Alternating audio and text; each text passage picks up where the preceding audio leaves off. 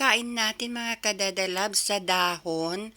Nandiyan ang hipon, pansit natin, isda, talong, ano ba ito, yung crab, ano ba sa, ano ang crab sa, so, nandyan na lang guys, o yan, tingnan ninyo.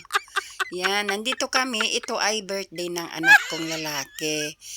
So, in-upload ko na lang mga kadadalabs, shinare ko na lang sa inyo.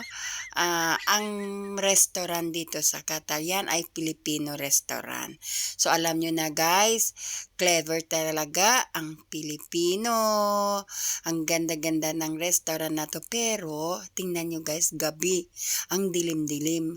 Na, ano ba to, pag kumain ka, natitinikan yung liig mo kasi madilim. But, ang ganda-ganda, lahat ng upuan may ilaw. So, tingnan nyo guys, ang nakakaliwanag ay ang upuan dahil may ilaw sa loob ng upuan. Ayan. See? Yan guys. Thank you. Thank you for watching. Bye!